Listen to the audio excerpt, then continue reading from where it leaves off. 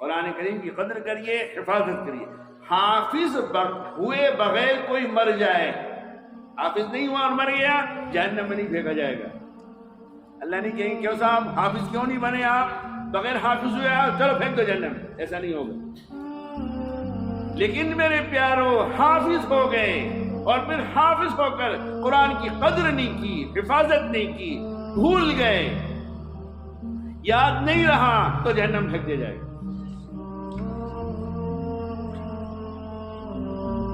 حافظ ہونا فرض نہیں، لیکن حافظ ہونے کے بعد اس قرآن کو یاد رکھنا، اس کو محفوظ رکھنا، یہ فرض ہے۔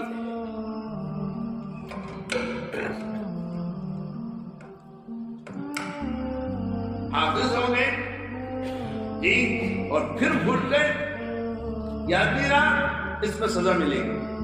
کیا سزا؟ یہ تو اللہ جانے۔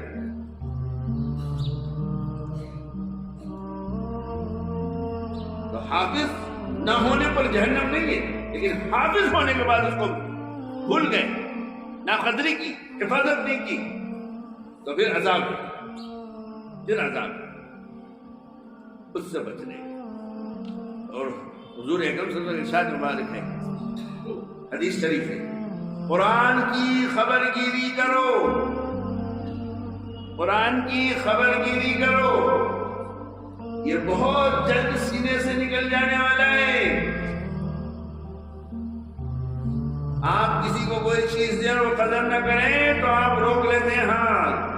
وہ خلاق عالم، ان کا کلام دنیا کے سارے کلاموں پر فضیلت حاصل رکھتا ہے، سارے کلاموں پر اس کا کلام بھاری ہے۔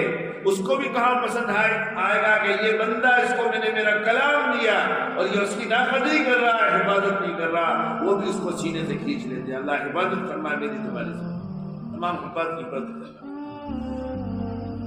اس لیے میرے حضرت شیخ نور اللہ مرحدو ارشاد فرمایا کرتے تھے، حافظ معمولہ جو لوگ بیعت ہو جاتے تھے، بیعت ہونے والے حفاظ کو فرماتے تھے 3 پارے کی تلاوت حافظ اپنے پہ لازم کر لے، روزانہ 3 پارے کی تلاوت کرنی ہے، اور 3 پاروں میں بھی زیادہ حصہ نوافل میں پڑے، زیادہ حصہ نوافل میں پڑے۔ یہ حضرت کے معاملات کے پرچے میں لکھا ہوتا تھا اور حفاظ کو تاکید ہوتی کہ 3 پارے کی تلاوت۔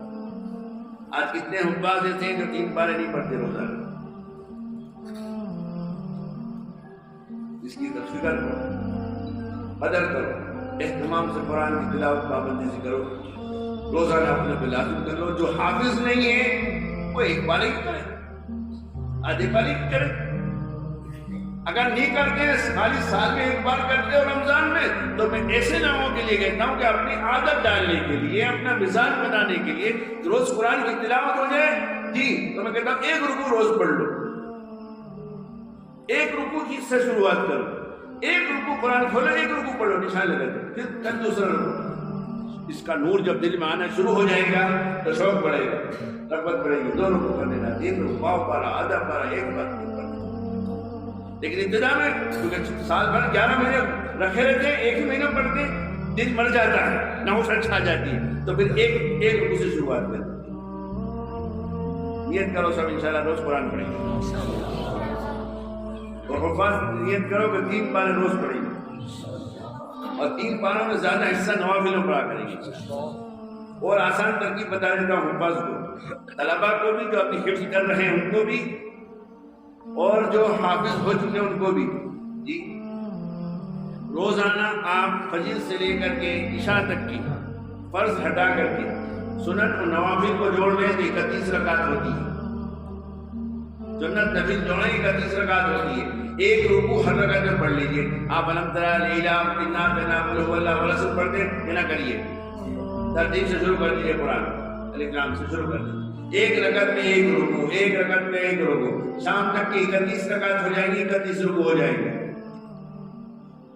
عام طور سے 16-17 رکوع ہوتے ہیں، تو 2.25 پارے کے لگ بھگ آپ کے دن بھر کی 5 نمازوں کی سنت و نفلوں میں ہو جائیں گے۔ 12:15 بجے تو بھائی صاحب دیکھ کے تلاوت کر لو، یہ 3 پارے ہو گئے، کتنا آسان ہے۔